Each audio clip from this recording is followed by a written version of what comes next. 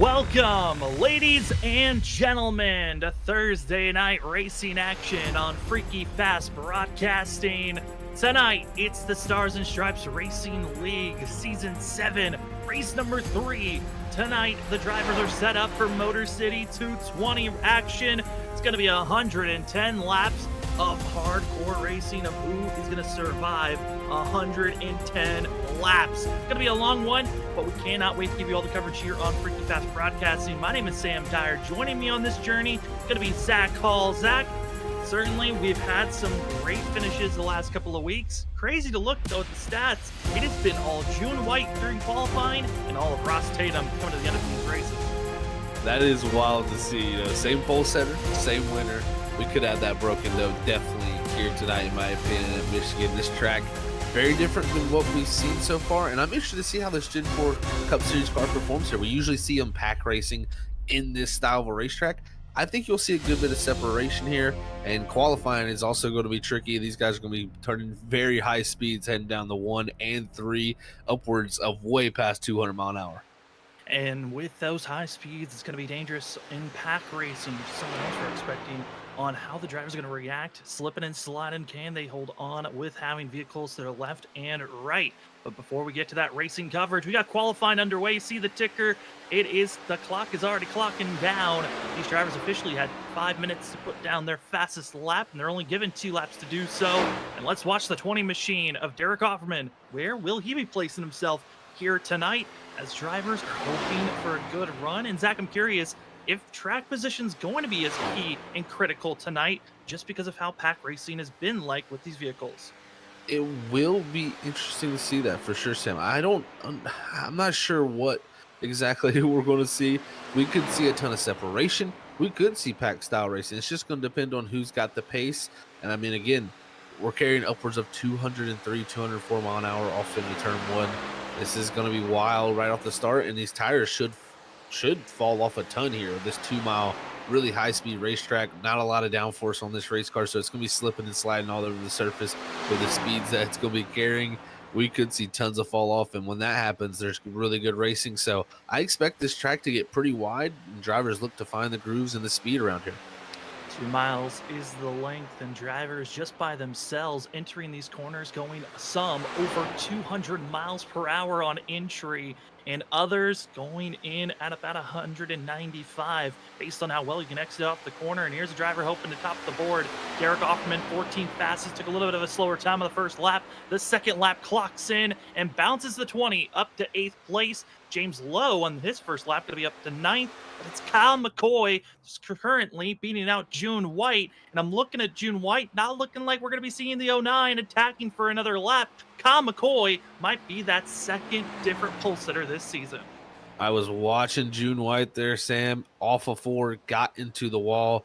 That there causes an incident point, folks out there, for a 0x, and that's going to invalidate the lap time, so it doesn't even matter after he hit the wall. That time was thrown out there and couldn't get the second lap in to see if he could top Kyle McCoy, but seems like June White continuing the streak of great qualifying after right now sitting second on the board with already 23 cars taking time. And got out of 10 drivers still looking to put in a time for themselves. We're going to check out the 3 machine. It's going to be Christian Lochen, going to be trying for his best to put down a fast and quick time. Just starting out, lap number 1 is the 3.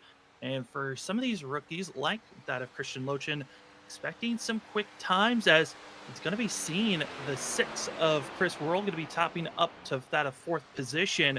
But Zach, looking at this driver, trying their best on putting the speed down with a little bit of customization over the 3 coming out of 4. Definitely some cool customization on that car for sure, Sam. It's always cool to see drivers different style paint schemes, and the 3's rocking definitely something that's a little bit eye-catching out there as he jumps to 21st on the board there with that first lap time. We'll see if the second lap is better. It tends to be at some racetracks, but it can change also sometimes, as now we've had a change at the top of the leaderboard. That's the 30th Joshua Robinson showing speed like he did at Las Vegas. If you were watching us here on Freaky Fast Broadcasting last season, Joshua Robinson did this every single time, it felt like, at the end of the season. A minute left in qualifying. Watch out for the 30 machine. And on his very first lap, Joshua Robinson tops the board, beating out Kyle McCoy. The 30 looks to be done. Jason Gratton, after his first lap, only able to come up to 30th place, a very slow time. Going to be starting the back half of the field. It's qualifying, running out of time with just 13 seconds left. Joshua Robinson's last time across the line, wasn't able to advance anymore, but he didn't have to. The 30 taking the pole here tonight as qualifying ticks down to 0, and we are officially done with qualifying. Practice is in the books. Qualifying just got done as well. Now it's time for us to get ready for some racing action here tonight. Thursday night with Stars and Stripes Racing League. Season 7. They've been changing it up every season on which vehicle they're in. This season, they're in the Gen 4 Cup car. And let's take a look at where they're going to be starting out here tonight for the Motor City 220 at Michigan International Speedway. And top of the board late with a minute left in qualifying, Joshua Robinson steals the pole from Kyle McCoy. June White could be falling down to 3rd place in the 09 after getting the pole the last 2 weeks. Brennan Pierce back out racing for the 38, going to be in 4th with Chris Worrell, one of the top rookies this season, the 6th, starting in our top 5. Kyle Bowling takes 6th position, 7th with Scott Rickard. Dylan Grimm going to be in 8th, with Diego Valle 9th, and Zach Kreitz finishing out our top 10. Our defending series champion, Andrew Hess, will start in the 11th position. 12th is going to go to the 24 car of Brian Lynch. 13th position going to be held by the 9 of Patrick Hasty. 14th is going to be the 25 of Nate Lynch. Ross Tatum, our 2-time winner already this season, going to start all the way back in 15th, along with Joshua Altice in the 16th position. 17th is going to go to the 5 of Trey Jackson, with 18th in qualifying, going to 4 of Aaron Hale. 19th is going to be the 99 of James Lowe. A great running for him last week in Las Vegas, just couldn't get it done with the strategy. And rounding out the top 20 is the 20 car of Derek Crawford. Then in 21st position, it's the 31 of Ryan Lynch. In 22nd position, Will Bussler falls in that position for the 1. 23rd, it's the 3 of Christian Lochen, and going to be falling down to 24th is 18 of Brian Chu. Tim McNally all the way down in 25th position. Mike Lynch in 26th. Jonathan Woods is going to be in 27th. Doug Pierce in 28th. 29th goes to George Kovacic. Jason Gratton falls all the way down to 30th. In the 31st position, it's going to be the 17 of James McRae. 32nd is going to go to Adam Pettit. 33rd is Thomas Ogle. 34th is going to go to Brian Burchett. And rounding out our 35 car field is Victor Classe. And what a field we got here, Sam. Another 35 cars ready to do battle. 35 vehicles rolling off from pit road, get onto the track. 2 miles in length is the distance here at Michigan. Tonight's race going to be 110 laps in distance. No stage break expected here tonight, with no fast repairs, but 4 sets of tires in pit road. And Zach, this race, 10 laps extended compared to all the other times that this league has been at this course. Previously, it was just 100 laps was the distance. What do you feel like these extra 10 laps are going to do for these drivers mentally coming into this race? Ooh, this is going to make fuel mileage definitely a situation that they're going to have all figured out. This car is very tricky when it comes to fuel mileage. You know, it's still got an 18.7 gallon tank, but with all the horsepower it has, it really is a gas guzzler, as they would say. So it uses that fuel up pretty quickly. So normally on our mile and a half, we're seeing about 45 to 48 laps on some tracks, and even less on others that have more throttle time. And a track like this, Michigan, where it's very long straights and very wide sweeping corners that you carry a lot of throttle in, we could see that fuel mileage being even worse. I think these drivers may only be able to look around 35 laps or so here. We'll have to see once we get in this race, because I'm sure these guys go green for a long time like they usually do, and we'll get to see how that fuel is going to play a factor here in this 110 lap race. Most cautions ever thrown at a Michigan race back in season 1 and season 4. Both had 4 cautions in total, and in those past races and in all the races, whoever gets the pole award has yet to win at Michigan. Joshua Robinson's got a lot on his plate if he's going to get to victory lane here tonight, but we are green for the Motor City 220, seeing the 7, the 30 roaring up to speed, and sending it down into turn number 1 is Joshua Robinson and Kyle McCoy. Kyle McCoy shot out of a cannon there on the front straightaway, and into 1 and 2 is going to actually have the nose ahead through the center of the corner, but off the exit, it looks like the 30 might slightly pull ahead, but I imagine down the back straightaway, we might see the 7 start to get a good run. But again, not very much aerodynamic factors playing here. These side-by-side racing can stay forever. And drivers already testing the limits of this course. You can be up to 4, 5, sometimes 6 wide if you want to be gutsy. And already drivers testing 3 wide in the middle of the pack. But up front, side by side, Joshua Robinson maybe didn't get the start that he wanted for the race, but still will lead lap number 1 for the 30 machine. Drivers, though, deeper in the field, having some slight issues. It's the 8 fan favorite, Jason Gratton. Major troubles as he touches the grass, just still trying to find some control. Another driver's out in the grass as well. That's going to be the 39 of Doug Pierce who toes it to pit road.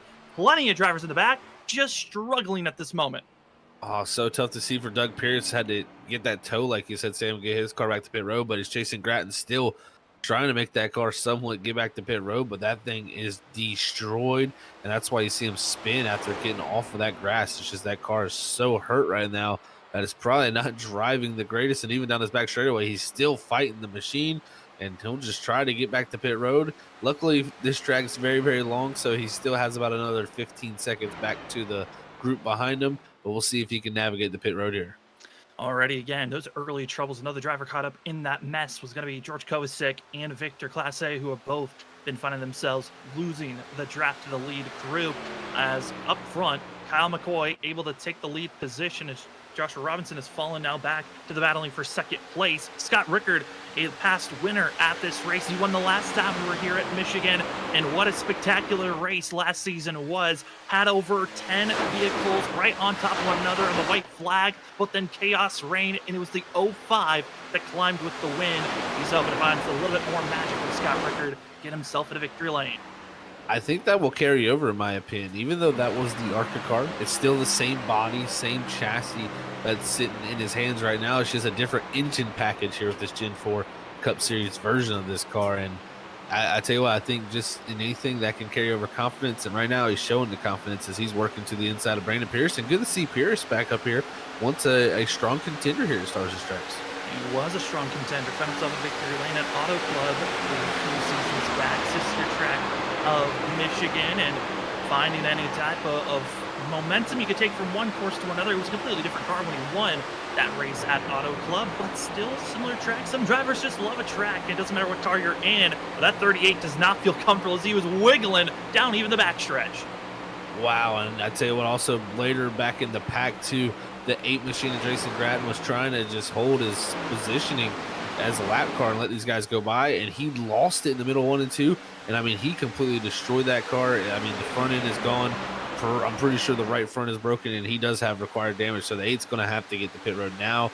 I mean, just look at that thing. It won't even turn left. And it looks like he might just be staying out. And that is a scary situation for the drivers. He's trying to slow down and make it into pit road, which he luckily was able to slow down fast enough to do so. But he has got zero control on that vehicle. He is just basing on luck at this moment as that front right tire is locked up and not giving any give. As we move up to the drivers battling inside of our top 5, Joshua Robinson got the pole award, 5th place runner currently, but Scott Rickard able to slice and dice his way up to first now.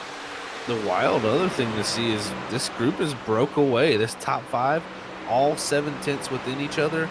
You look back all the way to Diego Valle, where you got Zach Kreitz, Dylan Grimm, June White, all these drivers battling.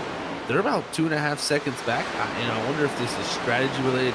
Is it tire related, or is this fuel related also? I mean, we'll have to see how this works out for a lot of these drivers, but right now we're seeing some drivers drop back that, you know, normally are contending up front. Well, looking at this group, I mean, we got some drivers in this second pack, you could call it, that are part of a team of that of GRR Racing. And that's going to be Diego Valle, Dylan Grimm, June White, Ryan Lynch. That team, they are all thinking about just staying and saving fuel, which that was the one thing I was curious about. Where was June White? We've seen him do this last season of just being the most incredible fuel-saving driver to really shock a lot of others on the fact that he could keep up the pace as fast as he was, but also saving more fuel than drivers that are just bogging down on their speed. So this 09 could be a driver, Zach. We were talking about fuel mileage maybe being a key factor here tonight for those extra 10 laps. Watch out for the 09. That tends to be his strength for sure, Sam. If fuel mileage comes in there, he is usually the driver to beat. And, you know, I was doing a little math. You know, it's a 110 lap race out there, folks. If you could make this into a 2-stop race, you would need to stretch the fuel at least twice to 37 laps. And You know, from what I see a lot amount of halves, that's going to be tough to do here. But if anybody can do it, it's the '09. And I mean, normally he's got tons of speed. To see him dropping back like this tells me that it's either a tire saving method here or some type of fuel saving that he thinks he can get it to. Looking at some of the fastest times that have ran out there on track by our front runners compared to this second pack that's being led. It's a lot of slicing and dicing as the 99 to James Lowe is not a fan of the way that this field is driving as he's forcing the issue go 3 wide. Also going to be seeing Nate Lynch maybe joining in the fray of making some of these big moves. But I'm looking at the fastest times that these drivers put down. This group that we're watching, their fastest lap was about 3/10 slower than the top 5 that just pulled away immediately from this race. Yeah, it's very telling when you look at that. And even into the wall, I think that was June White there coming off of 2. But that's a telling sign that there's some type of conservative, being traits being shown here from this group. They're really trying to conserve their equipment. And we'll see if it comes back around for them. But definitely the drivers up front, they haven't been conservative. Because Scott Rickard and Kyle Bowling have just been going at it. Yeah, just not wanting to give up that lead position, wanting to lead the most laps, which is a coveted position to be in. 3 out of the 5 races that have been ran here at Michigan. The driver that leads the most laps finds themselves in a victory lane to have them back in season 2, as well as season 4 and 5. Last season that didn't happen, but the driver that led the most laps last season, that was going to be the 54 of Andrew Hess, running in 9th place. This one out as we're right on board the driver that's won the most this season and the only driver to win this season, Ross Tatum in the 21, as he drives on by June White and now aiming for that second group. It's going to have Nate Lynch, James Lowe, Dylan Grimm, and Andrew Hess in front of him. Well, I'll tell you what, if he can pull off 3 in a row, that's going to start off the season very, very strong. We'll see what he thinks. But even talking to Ross last week in the post-race show, he didn't think, he would come in here and win 2 races in a row to start off the season. But I'll tell you what, he's definitely got the traits to do it, and I would not be surprised if he's up there in the mix for a win before this checker flag drops tonight. But right now, slowly, methodically working his way forward just like he normally does. And right now, he could see it's just a very wide racetrack, and when you see drivers all over the place in front of you, you really like that because there's possibilities to go out there and pass and really prove yourself forward. And this one is closing in the lap times running similar to our leaders on Ross Tatum at 21. June White just sticking right behind at this current time. I'm looking at throughout the field, though, some of our biggest movers of the evening up front inside of our top 10. James Lowe is one of the biggest movers, up at 11 positions. Deeper in the field, though, in 20th and 21st position, 2 drivers that at least one of them that we've seen in the past qualify well. Thomas Ogle qualified all the way back in 33rd position, up to that of 20th currently, and is our biggest mover. He is going to have a heroic charge, being 8 seconds off of our leader currently. Ogle's one of the drivers that we would expect to really flourish in this Gen 4 car. He did win the race. That was the one race that these guys got technically last season because of the mistake of this car even popping up. So, I expect him to be a factor at some point this season, but so far just hasn't been the strongest start to one for him. Maybe, certain tracks really playing to certain drivers' skill sets, and maybe, the last few have just not really done that for Thomas Ogle. So we'll see how you can navigate it. But this battle right here is definitely pretty wild. Here's they're coming off of 4 and just changing positions back and forth once again. Swapping back and forth, Diego Valle, Andrew Hess, James Lowe then on the hard charging move currently. Nate Lynch also decided to tag along. These 4 drivers, I think, might have hit the go button a little bit too late, losing the draft. Zach Kreitz is going to be right in front of him as the 46 tried to catch up to our top 5 by himself. Didn't work out, but seeing side by side with our past champion and Diego Valle, who we thought at the beginning of last season, that first half was probably one of the most shocking first half of the season you could ask for a driver. We thought Diego Valle was going to be a big contender to win a championship last season, had a massive fall off on the second half of the season. The 68, I'm excited to see what he's going to bring out. And Nate Lynch, what a surprise to be moved up now into the top 10. Nate Lynch really doing a great job, like you said, up into the top 10 and in this 8th position, fighting with Valle here, going around the outside, trying to follow past champion there. Andrew Hess, who flirts with disaster on the exit of the wall there. But yeah, Nate Lynch, I tell you what, Sam, he's shown to be very, very good in this car In my opinion, this car seemed to suit him more than the past couple cars we've seen.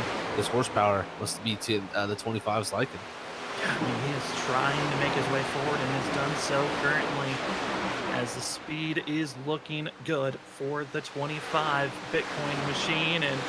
And might be seeing Bitcoin not going the way that it wants, but this driver is going in the opposite direction. He is going up and forward. That's the 25 up to 8th position. And behind them, James Lowe. What a run by this rookie that's coming into this season. It was Chris Worrell that was probably the biggest, not shocker, we could say. We knew he was going to be fast and quick. James Lowe, on the other hand, he is showing great aggression that seems to be fitting with this vehicle. It really seems to be that way. I mean, Las Vegas did not work out for him, and that was just really down to pit strategy calls that just didn't go his way. Right now, he's going to go 3 wide. Andrew Hess seems to be struggling right now as Nate Lynch and the 99 there of James Lowe are going to just go right on by. It shows you lose some momentum. These other drivers are going to carry a big run on you and get that pass done, as Andrew Hess has seemed to struggle a little bit at the start of the season. So it's been interesting to see how this car switched things up a little bit. Nate Lynch bouncing all the way down to the almost apron as he got scared off the exit of the corner. And the 25 has to resettle, find the momentum once again. As looking at the last lap for the driver is James Lowe, one of the fastest vehicles on track currently in the 99. Only problem, he's over 4.5 seconds back from the lead pack of 5 drivers. And what's surprising, Zach, is still James Lowe is faster. He's only by about a tenth or 2. It's a big gap if you want to catch up, especially with the number you threw out of thinking around that 35 window, lap 35 for pit stops that could be coming in. It's going to be tough if he wants to try to make it to there and catch up to them also. But we'll see how that fuel strategy works out. Again, not sure on how far they can go here tonight, folks. We don't have too many numbers yet on these race cars, as I haven't seen these things race in Michigan yet. But I will tell you, we'll learn a lot here with this very first pit stop. And they could happen as early as 25 and even to 30. So we'll see when the window opens up for a few of them, but it'll be around some point here. Looks like the 6 of Chris Worrell here trying to take position and go forward for himself as down 13 positions from his 5th start position. That's a huge net loss, but trying to go back forward now. Yeah, and the main reason why the 6 lost so much ground in the first 3 laps of the race, had major internet issues that forced the 6 to be disconnected for about a half a lap, and he lost a lot of track position and speed, fell from 6th position all the way down to 23rd, and he's made it back up to 18th spot, so the 6 on the rebound and very quick currently. He's got Joshua Altice right there in front of him, and these guys are starting to slide around a little bit of grip being lost as we're 21 laps into a run, and they're starting to feel the effect of those Goodyear tires wearing out. But right now, the 6 going to continue his attack forward and try to make up the ground he lost. And not surprised by this. He looks so strong at Las Vegas. I figured Chris Worrell is going to be a contender here throughout the majority of the season. A little bit of a slide and going to be giving the momentum to Thomas Ogle now to force it 3 wide, as both Altus and Worrell had some scares off the exit of turn 2. 3 wide, showing the gap, showing the distance, and all equal distance on spacing, and Altus backing out. Smart move by the 94 as he jumps back on throttle, hoping for a better exit out, as the 94 sets up for the pass, but as Chris Worrell will take the advantage and move up to 16. That was some amazing 3 wide action there down in the turn 3, and all those drivers with this wide track available to them were able to just do what they needed to do and produce some of the best racing you can get here on iRacing. But looks like Altice definitely made that good decision to back out of that a little bit and kind of let those drivers sort themselves out, because coming 3 wide off the exit can get a little bit hairy for especially that driver on the bottom 3 wide. So we'll see how that works out. But Will Bustler here in 21st trying to work his way forward up 1 position from where he started. Kind of interested to see how he struggled to start the season off. Yeah, Will Bustler, kind of very inconsistent sometimes when we come to races. We never know what we're going to see from the one. He can either be a top 10 contender or just be having his own private race. And it looks like tonight could be a private race for himself. Now looking at the 17 of James McRae in the 17 machine in the 2nd position, up 9 spots. Part of a good cluster of drivers that decided not to qualify, and not qualifying, interesting call to have. But right now, McRae, the 3rd highest runner of the drivers that decided not to qualify. It's impressive to see. Just being able to make passes will teach you a lot going through the field, and you can utilize that for later in the race when you come across other drivers. It's just You have someone like a leader out front who just doesn't understand what's going on with the air and just how the car's handling. They can get easily passed by someone who's had that experience of passing, and then they can't pass them back because they haven't had that experience all race. But seems like even while this has all been going on, the lead's kind of shook up. Brandon Pierce is up to the lead. Brandon Pierce really our whole entire top five still kind of having a shakeup of who's going to be in the lead position. Still very close to one another, all within about a set 1.1 seconds of one another. Brandon Pierce, Joshua Robinson going to be your top two currently, as Scott Rickard, Kyle McCoy, and Kyle Bowling deciding just to pull back just slightly. I'm curious if they're thinking about just saving a little bit of fuel here. They've got a decent gap that they can't afford to give up some time for a fuel run to try to stretch it out a little bit, as the drivers behind still about 5 seconds back from this lead group. And for those that are a Jason Grattan fan, sad news by the 8 machine, like we reported on, major issues just on lap 1, then on lap 3 got into the outside wall with being passed by the lead lap drivers, and now the 8 officially has parked it, is done for the day. Beck Pierce still in pit road, getting damage repairs done for the 39, as we have all 33 drivers still out on the lead lap. Everybody's still on that lead lap, and that's awesome to see. But right now, lap 26 started for this event, and if you're going to be on a 3-stop strategy, if you're going to be stopping 3 times here tonight on pit road under green flag conditions, that window is going to open up here in 2 laps at lap 28 for these drivers. So we could see pit stops start to happen if the 3-stop is going to be the way to go. But if the 2-stop is available, drivers are going to try to stretch it out to around 30 seconds. Going to be a gutsy call.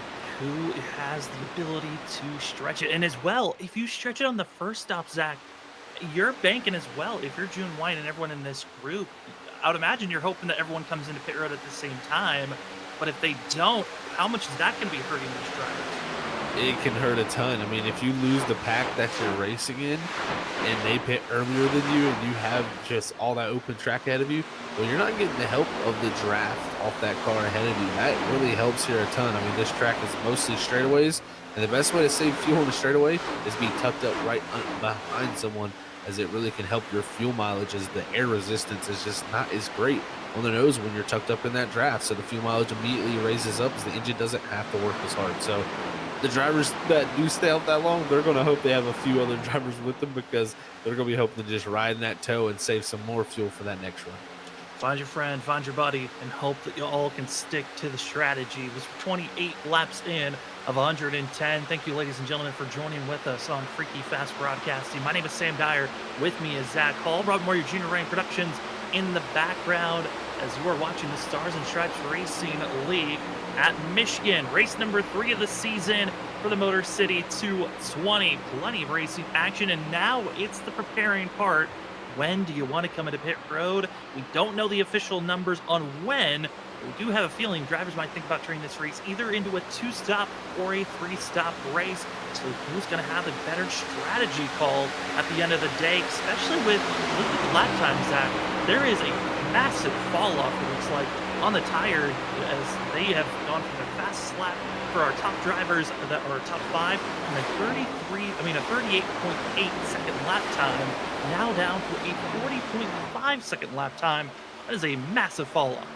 It really is, and it just shows you what this 2-mile high-speed racetrack does to those tires. I mean, when you're going 203 mile an hour on the entry and you're only slowing down on the beginning of these runs into the 170 range, you're going to be heating those tires up a good bit. I mean, even now, they still get up to those high speeds at the entry of the corner, but their center of the corner speeds are all the way almost down into the low 160s now. So they've lost about 10 to 15 mile an hour in the center of the corner, and that's just from those tires getting worn out, and that's what they're holding on to right now. And 30 laps into the run, we could definitely start seeing those pit stops really start to be focused right now, especially with the tire fall off. I mean, if you are looking to do a 3-stop strategy, the fall off could help. You come back around and beat those drivers who are trying to stretch out on fuel. And it looks like Brandon Pierce right now, he's coming to pit road, so he's feeling like maybe he's going to be on the 3-stop. 3-stop strategy for the 38 machine. First driver to hit pit road. Question is, who will follow in Brandon Pierce's strategy call? Lap 30, interesting number to aim for. Thought maybe you want to stretch the fuel out as long as possible, but some drivers might think about, hey, let's have an equals position when we're coming into pit road. come into lap 30, come in at lap 60, lap 90. Let's push it as aggressively as we can and see what we have on the space. Other drivers having those other strategy calls of maybe we pit early later on the first pit stop, early on the second, and then we just make a late stop at the end. A lot of different calls that you can make here. As over the radio, more drivers think about pit stops. The next one expected to be the 4 of Aaron Hale. See what happens here with these strategy calls. Here is still the 30 yet to pit, the 05, the 7, the 99, the 46, the 25, the 54, the 09, the 21, and the 68 right now. All in the top 10 yet to pit here. As you can see, Pierce coming out in the back straightaway. He's going to be getting up the speed, just coming out right in front of Scott Rickard in second and just behind our leader, Joshua Robinson. So going to lose one lap there with that, but going to immediately get that lap back as those tires are just going to be too overwhelming, almost a second and a half faster. Yeah, not too big of a loss for yourself. One of the drivers that was up front, though, in that top 5 group that pulled away initially, Kyle Bowling, did hit pit road for the 44. Now James Lowe going to hit pit road for the 99, one of the biggest movers in the early portions. And like we said about this league, Stars and Stripes, known for having not the most cautions coming out in a league. It's usually a low number if we're even going to see a caution at times. Last season, we had over 7 races go caution-free. And back in Season 5, this race at Michigan went caution-free. It could happen again here tonight. This track has the high tendency to do that. And then when you pair it with the drivers of Stars and Stripes, I think that tendency goes up even more, as now pit road gets super busy. Joshua Robinson, Scott Rickard, and Kyle McCoy, our top 3, all coming to pit road here and going to get service done. And that was a tight squeeze there for those 3 cars. It certainly was. Scott Rickard did not want to give up the inside lane. Main reason why he's got the first stop of these 3 drivers up front. He's got the 7th pit stall at the start of the line. And into pit road is going to be the 05. Mistakes will be crucial.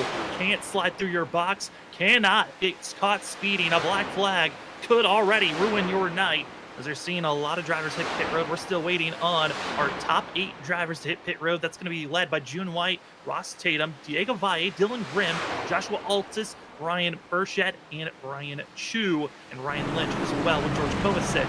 Those 9 drivers still out on track, and I think, Zach, no surprise, it's June White leading the group of drivers that are trying to stretch this fuel out.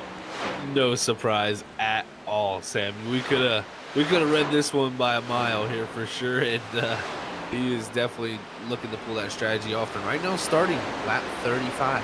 So if he can stretch this another 2 laps, he would need to do one more 37-lap run, and then his last run of the race would be 36, and that would give him, that 2-mile wiggle room of a little bit less fuel saving and a little bit more speed used out of that race car. So I definitely see him doing the strategy. It looks like Ross Tatum and Valle also on a similar one with Dylan Grimm. This is so risky to watch this group. Again, I'm not surprised to see Diego Valle, Dylan Grimm, June White. Those are teammates, part of that GRR racing team, and all going to try their best to stay with one another. But this is the tricky spot I'm most concerned about, Zach, is the amount of drivers that are still on old tires compared to those that are on new. As June White swamped almost 4 wide as the 09, just trying to survive as the rest of the field swamps him around. And June White over the radio screaming he's coming into pit road. That makes sense with the amount of drivers coming in on his backside. He's got to give the space, and he's got to be careful as he's got to drive right on his back bumper. Right there on the back bumpers are getting to pit road, and not going to be able to go another lap. But I tell you who will, Ross Tatum. Look at the risk from the 21, and that's a huge advantage for him over the 09 and the 68 who just hit pit road. And a driver could not make it to pit road. Dylan Grimm is slow and puttering. He ran out of fuel on the backstretch, and he's trying to make it to pit entry, but I don't even think he's going to make it, Zach, to his stall at this point. Luckily, he is going to be, oh no, and the caution flag comes out too slow, and the yellow is out. Oh, the caution that was not needed for some now comes out. Oh, that was definitely not needed for some, and Ross Tatum is going to be in a tricky scenario. Can he make it around another lap with his fuel here, Sam, to get back to pit road to pit? And if he can, he's in a great scenario to still pull off that strategy, which others will, I imagine, as they top off. But we've got all different types of fuel that are trapped laps down now. And with the laps down, I'm expecting most of them, they should get the waiver. Maybe not, because of those that are maybe don't have to come into pit road. But I'd imagine, Zach, if you've already pitted, you've got four extra sets in pit road, you might want to use that extra set on this pit stop, but it's such a risky call. It really is a risky call, and it matters where they sit in line to the racetrack because a lot of these drivers had gotten by our leader and unlapped themselves just the good old fashioned way, and they will have the decision, of course, to come to pit road. But some of these drivers will be ahead of those drivers that did unlap themselves just due to where they're on the track. So some of these one lappers will get waves here if they stay out, while others may be in a different scenario. But I think Ross Tatum, he's out of fuel here, Sam. He's getting the push back to pit road. And that is a frustrating spot to be when you thought you were coming into pit road, but you can't because right when the yellow flag came out, that closed the pit entry. But luckily, having a friend behind, that's going to be Jonathan Woods pushing the 21 to pit road. Going to be giving the lead position to Brandon Pierce. And this is so interesting to look at the strategy calls because these pace laps could be the most crucial thing to allow some of these drivers to try to turn this race just into a one more stop. I think you're exactly right. I think this is kind of a, if you're a driver out there, this is kind of a no-brainer in my opinion to have to get at least this car packed for fuel under these cautions and maybe wait to the last moment so you have the, the most possibility to go the farthest at the end and then be in position to not have to save any fuel at the end of this race. So there's going to be some interesting scenarios playing out with strategy, but that caution coming out in that sequence definitely threw everybody for a loop. And now the 21 exog entering his box, going to be good to make and get fuel and tires for Ross Tatum. Should be getting back out on track, going to be around 18th position. And the little bit of grace of having a teammate enables the 21 not to go a lap down and as well get to the pit box. That is some helpful teamwork action there to be seen. That is a saving grace for sure. I know that if he didn't have no help, he probably would have had what happened to Dylan Grimm pull off with him. And it's a tough scenario when the caution comes out and you only have one lap of fuel and you can't get back around for the pace lap because that pit road, like you said, Sam, it's closed. If he comes down there, he's going to get a penalty, and you don't want to risk a penalty. You don't know what it's going to push, where it's going to push you back to. So you try to get back around, just did not have the fuel in the tank.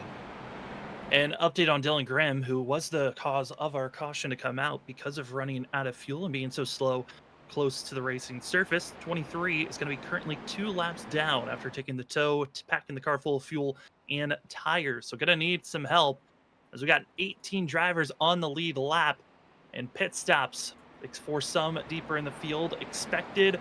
But up front, Brandon Pierce, as well as everyone inside of our top 14, not coming into pit road to top off. Very interesting calls made here, Sam. This caution helps them, even though from where they pitted, but it's not going to help them enough to where they can make it a one stop. And maybe that's just not in the playbook for them. Maybe they're just feeling like that's not the call to make. But I feel like you kind of needed to come to pit road there and use this as kind of something to save your strategy call here for race, because I don't think you're going to be able to come back around and win this race, especially now with it all brought together. If the 3-stop looked good if it was a full 110 laps straight, but now with 40 laps taken out of those 110 with it all grouped back up together, I don't think you can come back around with one extra stop. No, I don't think so either. This is going to be either one of the most incredible calls from Joshua Altus, Trey Jackson, as well as the 49 of Adam and Ross Tatum. Those drivers came in topped off with fuel and on the lead lap. Rest of the field trust in their guns that they've got enough fuel to get them to one more stop and take it to the end of this race. But up front, Brandon Pierce, Kyle Bowling, old tires and new tire competition. Who's going to have the better rubber to get you up front, or do you wait as the pace car is off into the restart zone? And we're back to green flag action at the Motor City 220 at Michigan. Great start there from Brandon Pierce, getting a nice little jump on the rest of the field. Is this going to be Kyle Bowling and Scott Rickard deucing it out there for that second position? Is this going to be Kyle McCoy now and Joshua Robinson even battling for the top 5? As all these drivers on a different set now, kind of different sets of tires too. It's going to be interesting to see how those differences are going to make a difference for them. Yeah, because those tires, you would love to have that advantage late race, but if you're on the fuel mileage thinking mentality, you really can't utilize the tires to their fullest potential. You have to be patient and just sit behind and figure out who's got the oldest tires and let them be the pace setter. Otherwise, you could be running too fast and not getting that assistance that you need. I think you're exactly right. If you're someone like June White, Diego Valle, where they pit, a lap right before that caution happened, yeah, they're going to have much fresher tires than the group that pitted up ahead of them, but they can't get overzealous. They need to continue to save their equipment and make sure they have enough fuel when it comes down to the end to make that one stopper work. And I think with the caution, it's helped them a ton because they weren't close off of it. They just needed to stretch the fuel 2 laps extra compared to what they did before, and they would have been in a very good position. But now, with those cautions, in a much better one, but still needing to save just a little bit to make sure you can go full bore on that last run. Troubles for drivers back half of the field. It's back in 25th position. James McElroy sent to the outside wall after some contact. It's the 18 of Brian Chu trying to really go through the back half of the field as fast as possible. Again, some drivers able to take tires, others didn't, and you're seeing some troubles back half the field. But up front, drivers that are really making the move, it's their top 6, look like they just want to pull away from everyone else and gap out and do the same strategy that they did on that first stint. Very, very similar to that strategy for sure, Sam. They're gapping the field back out, and they could just have really, really good pace, and other drivers could be still thinking, hey, we need to save some fuel here and save some tire, especially also if we want to make it to the end of this thing. But right now, it definitely seems to be a similar little bit of a play out for the start of this run here. But at the moment, Kyle Bolden leading the way, and I think there's no fuel saving on the mind of those drivers that are in the top 3 or 4 or 5. Absolutely not. As you're watching the battle for 10th place position and also bouncing around in their top 5, you got Joshua Robinson, James Lowe, able to now not worry about carving through the field and then catch up to the lead. He's now attached. He's got Brian Pierce behind him, and 38 had the lead at the start, fell off, but because everyone's letting Kyle Bolden set the pace with those older tires, he's able to stay still attached to this lead through it. Staying attached very, very well and doing a good job, like I said, even on the older tires. So we'll see if he can continue this. But again, for them, the strategy is in a very awkward position. I'm trying to think where they would pit and what timing it would be. I have to do a little bit more calculating on that. But they're definitely going to be in a weird predicament here, Sam. They're going to be kind of more or less hoping for a yellow. But if they wait too long for that yellow, they're just giving up time to the drivers on the 1 stop by not utilizing their tires on a 2 stop. It's just again, an awkward predicament to be in for those drivers. They're going to have to figure this out and fly. And I think that's the beauty against sim racing. You're doing most of this, all this work all by yourself while you're driving on your sim, as you are your crew and your driver yourself. And on board with Will Bustler, this was where the true racing action is at. The top half of this board of our lead pack is all just single file trying to save fuel. But in 18th position, Will Bustler is seeing a lot of drivers getting aggressive because the one is the lead driver of the Lucky Dog spot. First driver 1 lap down, and the one of Will Bustler, he's got Brian Burchett behind in the 33. And as well, Brian seeing that of Derek Offerman, the 17 of James McElroy, and Brian Lynch, all looking willing to get aggressive to get by this one. I tell you what, it feels like you got a bounty on your head when you're the leader of the Lucky Dog position. It's just very nerve-wracking because drivers are willing to risk it to get back on the lead lap because they know if they don't, they're not going to move up positions. They're kind of stuck where they're at if they cannot get back on that lead lap. And they'll, like you said, Sam, do anything in their power to get it done. And Will Bustler right now, he's definitely the driver on the head of that bounty, and they are attacking him right now. Is that 33? I mean, he sent it to the corner. It didn't stick in the middle, but he got a decent run off. I mean, he got a decent one, but that small little wiggle when he closed up the outside wall is what killed all momentum that he could have had to try to go enter on the inside in the next corner. And Will Bustler will survive for another lap. That 33 really is trusting what's underneath that car. The rubber is going to be gone in the next 4 laps if he keeps on running each corner like he just did. It really will hurt the tires very, very quickly. And once you heat them up, really, the weird thing about it is it's very hard to get them back underneath you as he takes another dive to the inside. And it looks like they'll be able to make this one stick as Bustler goes up the racetrack. And yes, the 33 of Brian Burchett now going to be in Lucky Dog position here. And if caution comes out, he'll be the man getting back around on the lead lap. I mean, that's one of those positions if you're the one. And there's the caution. I was just about to say, do you want to give up that spot? Thomas Ogle, Aaron Hale, right when Will Bustler might have been thinking about just saving the vehicle. gives up the spot, and Brian Burchett, with that last move, will get the lucky dog spot. The timing there. I tell you what, Will Musler is going to be kicking himself after that one.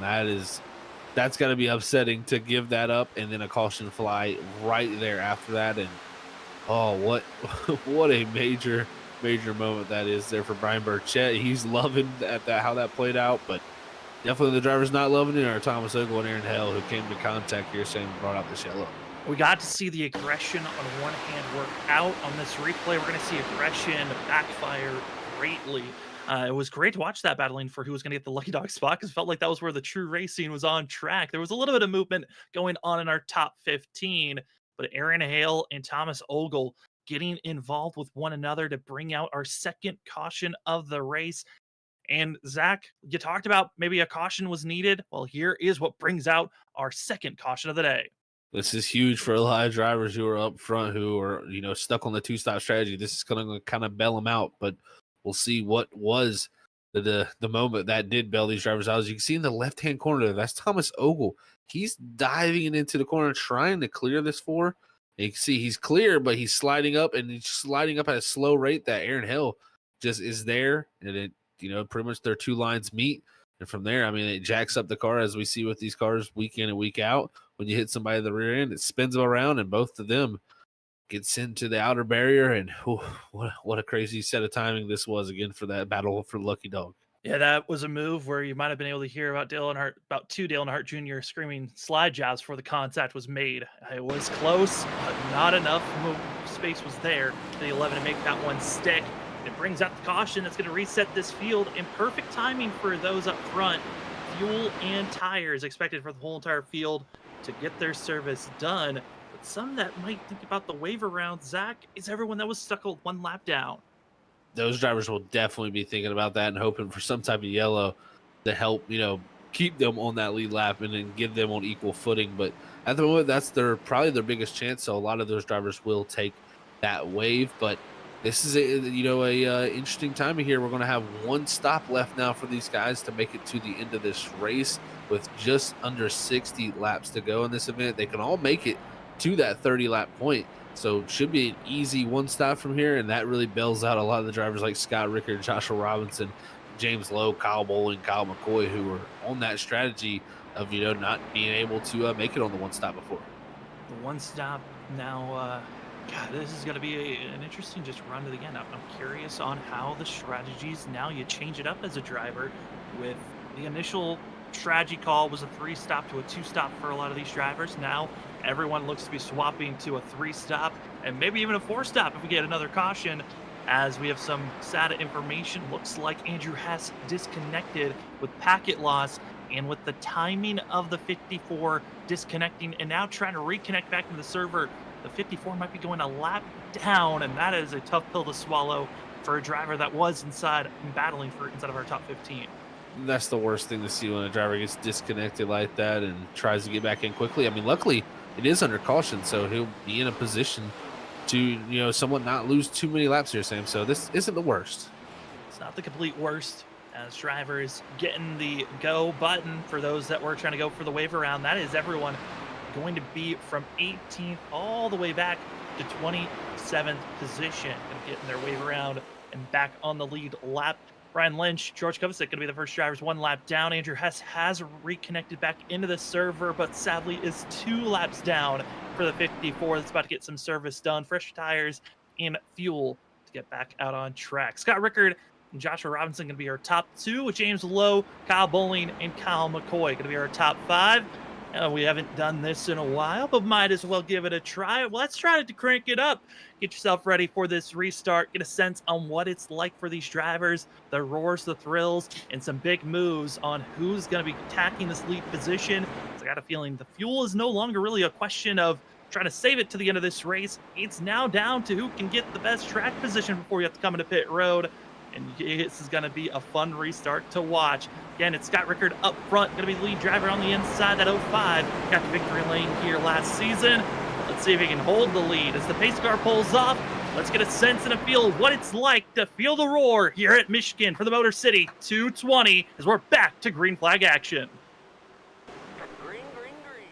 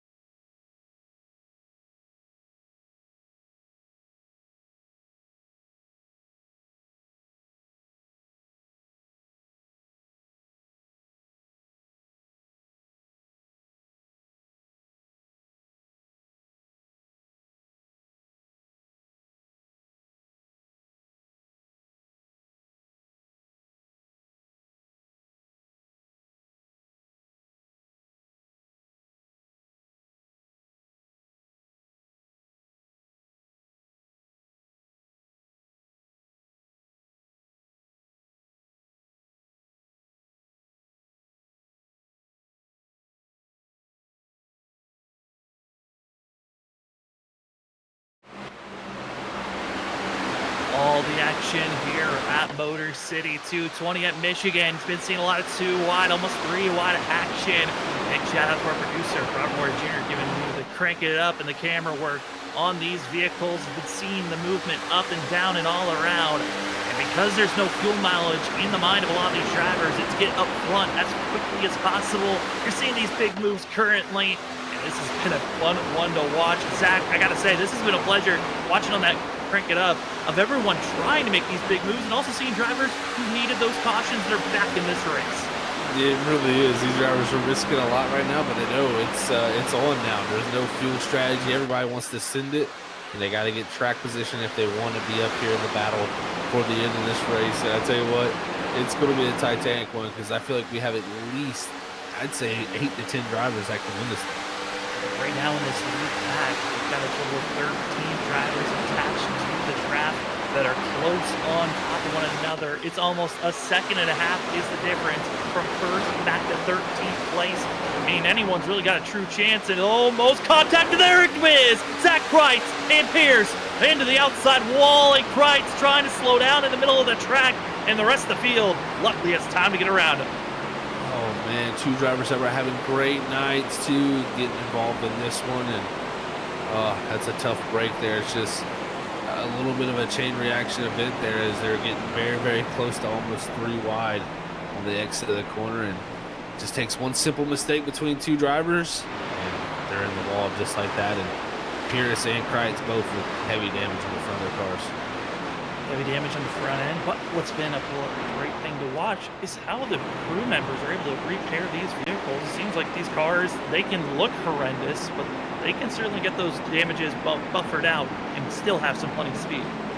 They seem to fix them perfectly, so you know that damage is there, but it seems like this car, it fixes back almost perfect. And I tell you what, if they just sit there and wait and get it fixed, they'll be right back in the mix once again, as long as there's no suspension damage. You got something done like that, that's where you run into problems. But if they had that, they would have the required damage flag, which they do not have. So that's at least one good sign for them, is it's mostly just body damage. Just body damage, and now into pit road. Going to be seeing some drivers making a stop.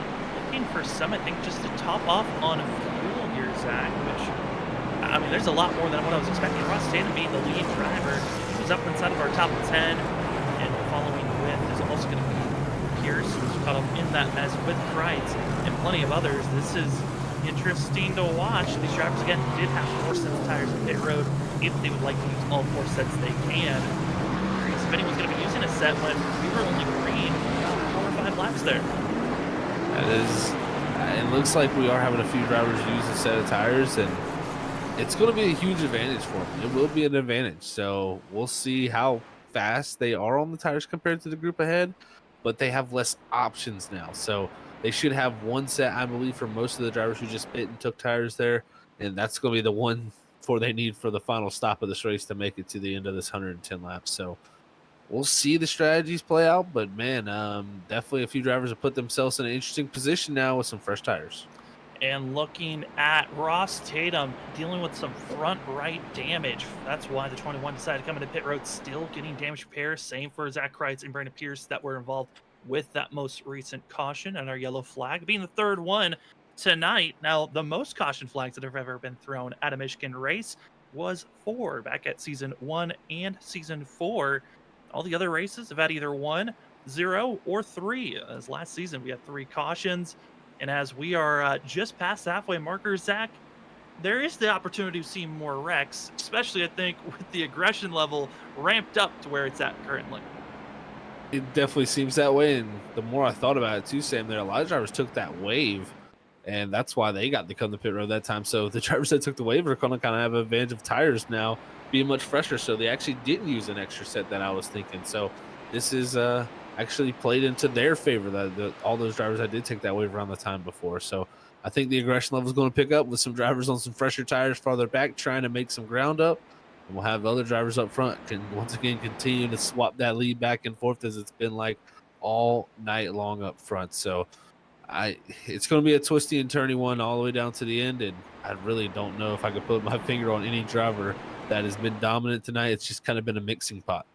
Yeah, and that is a great call on your part, Zach, of noticing. I completely forgot about the amount of drivers that took the wave around that had only had one pit stop. That's an excellent call on that because now puts them all on equal footing. For the rest of the field, practically everyone still has two sets in their back pocket to utilize from here on out. As we're hitting lap 60, when we go back to green flag racing, James Lowe in the 99 up front. Kyle Bowling going to be the second car, and Lowe the second biggest mover of the night. The biggest mover is Brian Burchett in the 33, back in 13th position, up 21 positions for that driver. Burchett is the biggest, the furthest mover currently of the drivers that decided not to qualify for himself. Other drivers going to be James McRae and Thomas Ogle, just a few positions behind him. But it's time for us to get back to green flag action for the Motor City 220 at Michigan. James Lowe with the launch that was needed as the 99 send us down into turn number 1.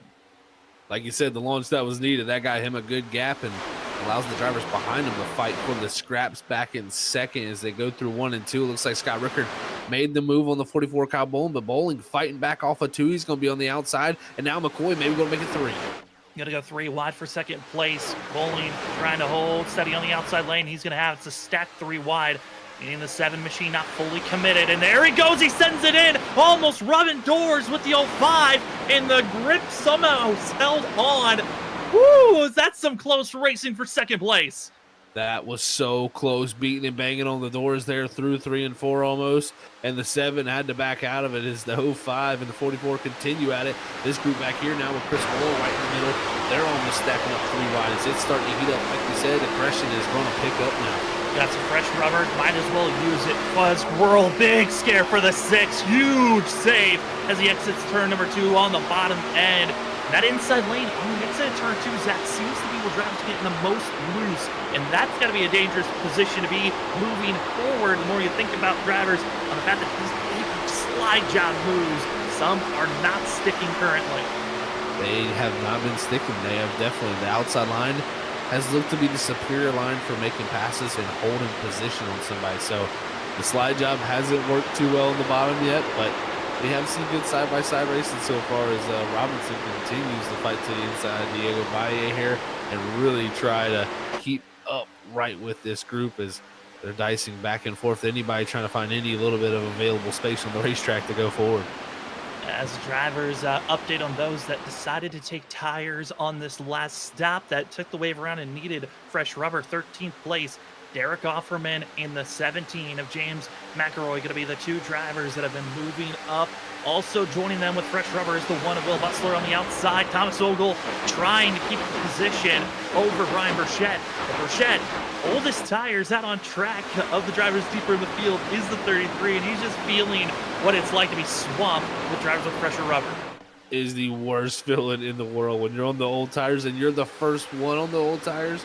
You're always the one that's going to get swamped, as they would say. Is it's just drivers left of you, right of you, and just really getting runs on you each and every corner. And it's hard to get a rhythm when you're getting kind of drivers attacking you all over the place. It's hard to find a line that's suitable for you. So right now Burchett is under fire, and looks like Dylan Grimm going to shoot to the inside. Here's Grimm back to 1 lap down now for him also, Sam.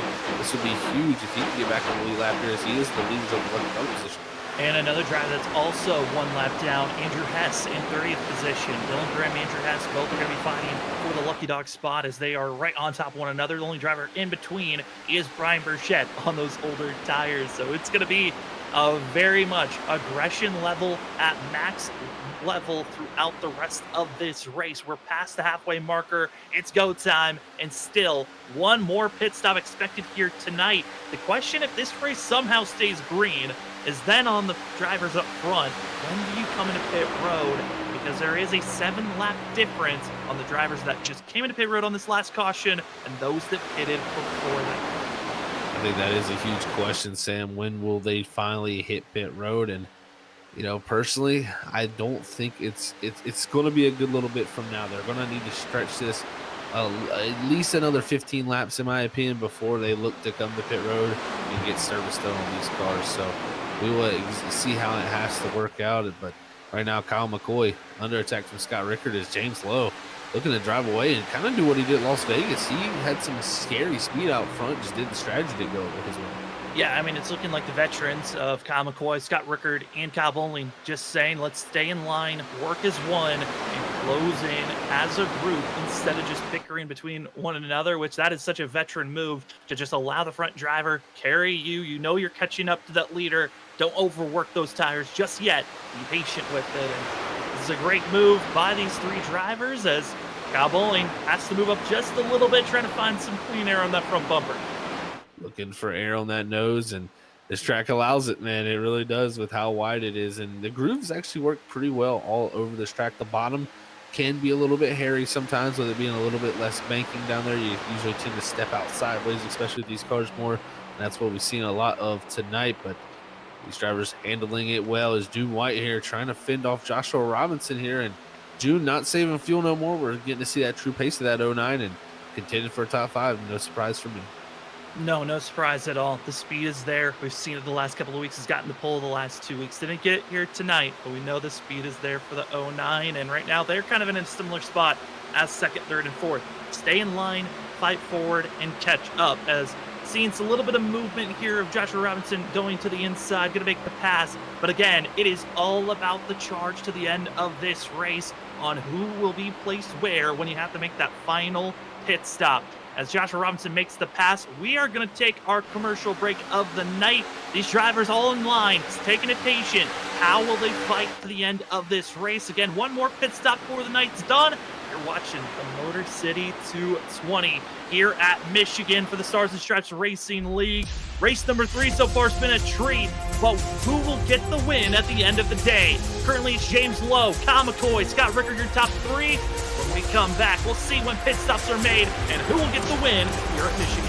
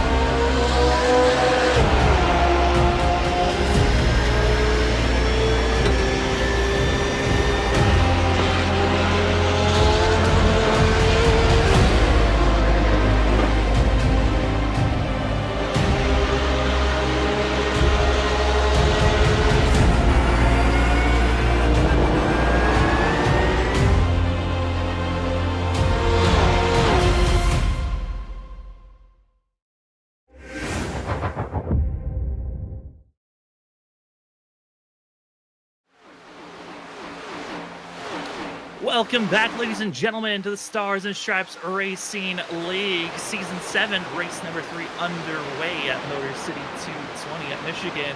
It's been an amazing race. We've had 3 cautions come out, and they have really jostled up how the drivers' mentalities have been throughout the night. It's been a lot of thoughts on, do you want to be aggressive or do you want to be patient? And how do you want to find yourself moving forward? Well, after those precautions, it's now turned into the aggression level mounting up. Currently, it's James Lowe leading the way, and the 99 hoping to find that extra speed. But before we get to more talking about the racing action, we got some sponsors we got to thank as this race is trickling away. Starting things off with ButtKicker. Feel what you've been missing. If you want to get yourself with a Gamer 2, which is going to help you feel more enhanced and in tune with the racing, instead of just hearing the sounds of the motors or the sliding of the tires, why not feel the sounds? Attach your Gamer 2 to your racing rig by going over to thebuttkicker.com and get yourself a Gamer 2 today with ButtKicker. Feel what you've been missing. And I talked about connecting it to your racing rig. You might have to go get yours, and here's a cheaper option to head to, and that's Next Level Racing. Great quality and great for your budget. NextLevelRacing.com is your first destination to get your racing rig to get you on the next level of your racing career on iRacing. Thank you to our amazing sponsors for the Stars and Stripes Racing League. My name is Sam Dyer. With me is Zach Hull. And Zach, incredible racing, 75 laps in of 110. But man, are they getting racy for the battle for 10th place. They really are back here getting pretty feisty as you got Chris Worrell trying to dive to the inside, but he's got Altice right ahead of him who's trying to make the move on Diego Valle. Also with Nate Lynch right here. I mean, this group has just been back and forth duking it out. And it's been really, really fun to watch. And they even got Derek Hoffman, the first driver on the freshest tires there, kind of coming up into this group. So this is starting to get a little bit mixy here. And I think we're about at least 5 to 10 laps away from our pit stops happening. Yeah, I mean, the window for opportunity is just around the corner for these drivers, and then they will also be forced, if they do not come to pit road in the next 10 laps, to hit their first pit stop. Says, seeing the drivers with the fresher rubber really have not made the movement forward. I think a lot of us were expecting. They made some decent headway. They moved out 4 or 5 positions, but not as much as I was thinking, Zach, with that kind of 5 laps of green flag advantage, green flag racing advantage over the rest of the field. As saw puffs of smoke, Joshua Altus, as well as Chris Worrell and Diego Valle having slight scares, as they're hoping the exit turn 2 does not turn into a nightmare, which a driver that might be starting to feel a nightmare is the driver up front, the 99. James Lowe is falling backwards quickly as he lost the lead to Scott Rickard, now losing second to Kyle McCoy, and Joshua Robinson trying to take that 3rd place spot.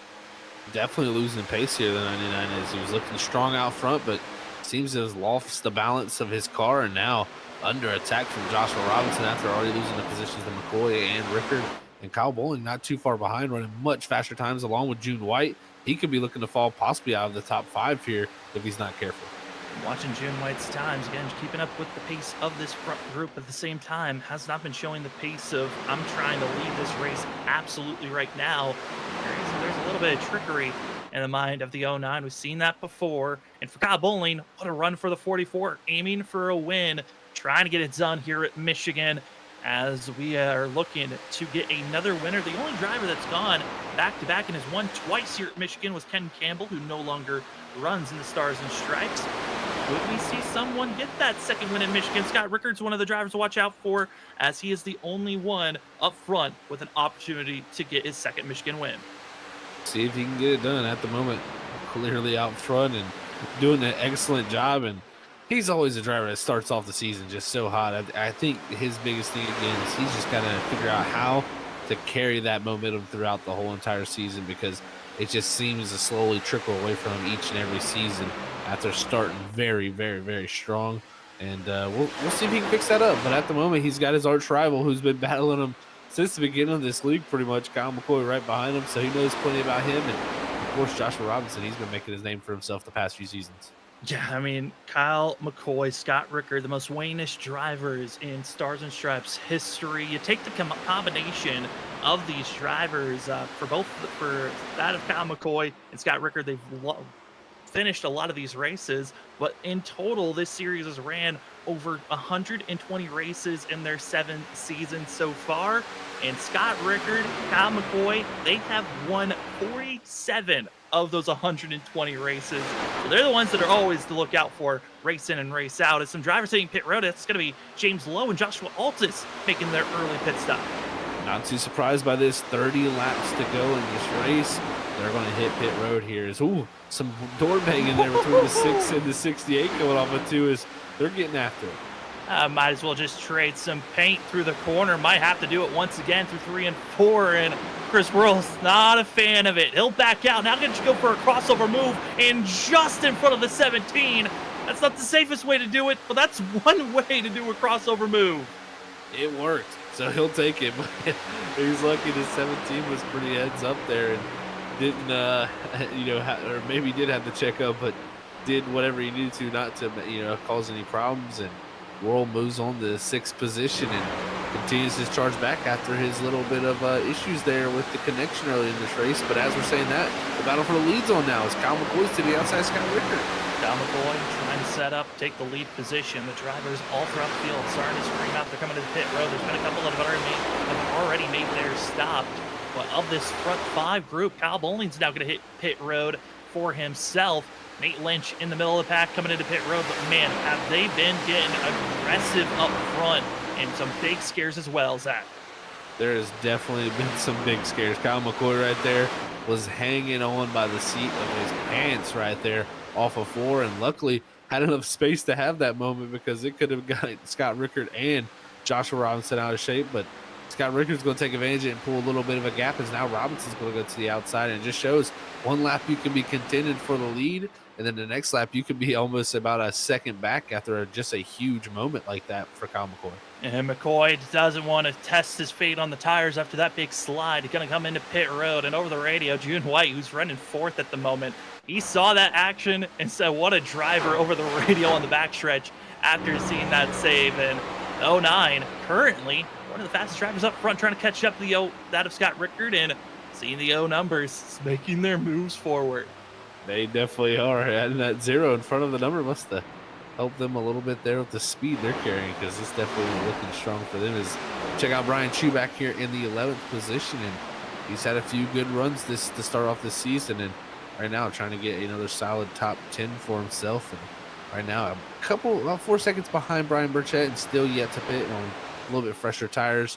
We'll see what strategy he employs. His pit road gets super busy. Diego Valle, I believe, heading down with multiple others. James McRae, I believe it was Ross Tatum. Ross Tatum continues on, but others continue to file in.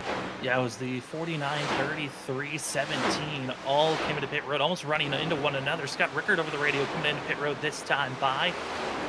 And as well, second place runner of Joshua Robinson into pit road. And these drivers recognizing we cannot afford to let the drivers that just came into pit road in too big of a gap, so you can't run them down.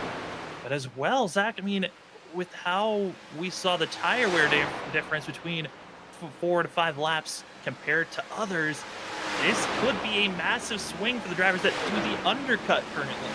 It really could be. I tell you what, this strategy here, Carl, is so important with this Gen 4 Cup Series car. The overcut can work, and in my opinion, the undercut can work. It's all about how you work into it. We'll see who can do it the best, but I do think the undercut might be the way to go here, especially with a lot of these drivers coming out in mixed traffic. That can hold you up just that little bit. Those couple tenths could be the difference coming down to the checkered flag. And Zach, we were talking about how James Lowe was falling back. He was very aggressive, pulled away from the field, then he was caught. He was gapping the rest of the field. Our first driver coming to pit road of our top 5, James Lowe, hitting 3 laps sooner than Kyle McCoy, has over a 4.3 second gap over the 7 machine and the 44. It's going to be a duel between those two unless Scott Rickard can find some magic that he's going to fly up and somehow catch within 7 seconds of James Lowe. It is going to be a wild scene here. As Ross Tatum, our 2-time winner this season, he continues on, stretching it out along with Will Bustler, his teammate Brian Chu there in 3rd, and also Brandon Pierce, the 4 that have yet to pit still. But yeah, James Lowe just, drove and got a huge gap built up here, about 4 seconds, now just under it.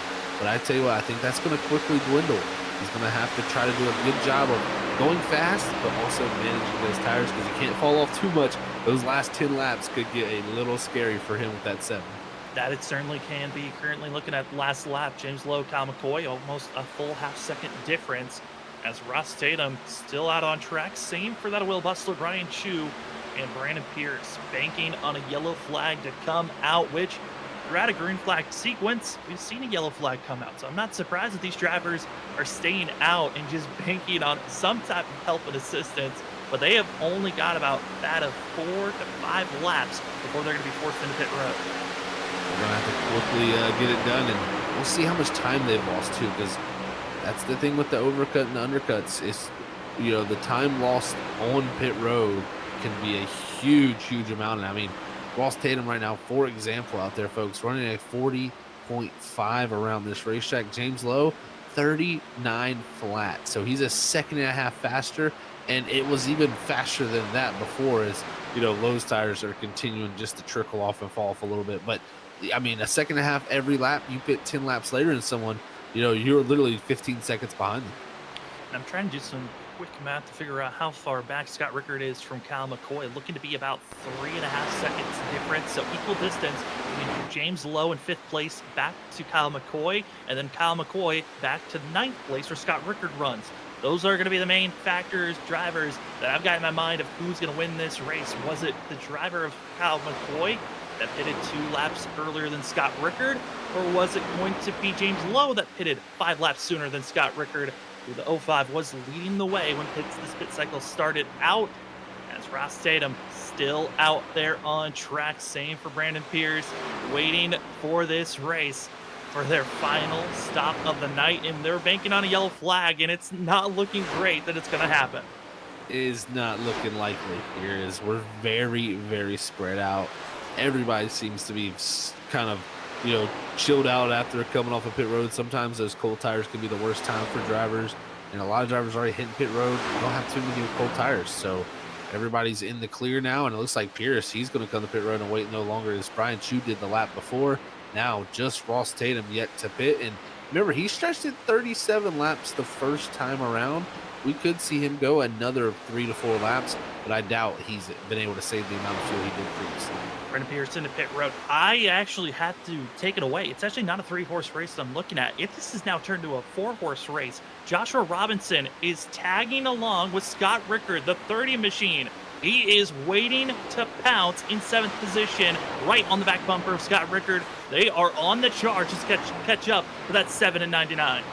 They are really fast right now, and they got about 2 lap fresher tires than Kyle McCoy, and they got about a similar distance that Kyle McCoy has to James Lowe, who has about a 3-lap difference. So a little bit different, differences there for them, but we'll see how they make it up. But I tell you what, I think Kyle McCoy sits in the best position, but at the same time, Scott Rickard and Robinson here quickly catching up, and now they're going to be focusing, trying to get around the 6 quickly.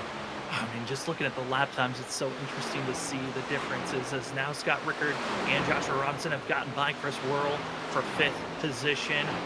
And the 6, what a run for himself, has had some ups and downs, has some really bad internet connection that forced the 6 to be up inside of the top 5 on the first lap, but by lap 3, internet connections hit him, sent him all the way down to 25th spot, and now in 6th position. Chris Worrell, what a recovery run for himself. Same for a couple of other drivers that have had to make recovery runs. James Lowe, really aggressive from the start, qualified 19th, leading the way, but it's just a waiting and patience run here as we're marching closer and closer to lap 100, and also aiming closer and closer to 15 laps to go.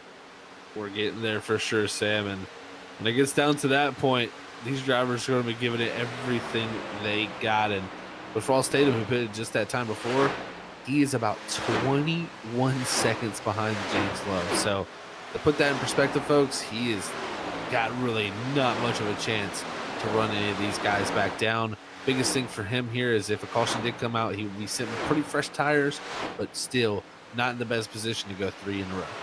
Yeah, and to put it into more perspective, if Ross Tatum at this rate, that last lap that he just put down was a second faster than James Lowe, even at that rate of a second faster than a 99, he will not catch the 99 in time. It's just those perspective moments of when you're staying out and hoping for a strategy that's going to fix out. And for Ross Tatum, he needed the yellow flag. It didn't happen, and now it's down to the front runners unless a caution flag comes out, which has been very rare at the end of these races. But if we look back in the past of Stars and Stripes, back when we first started covering this league in season 3 and 4, it was almost an absolute at those times that in the final 20 laps a caution flag would come out.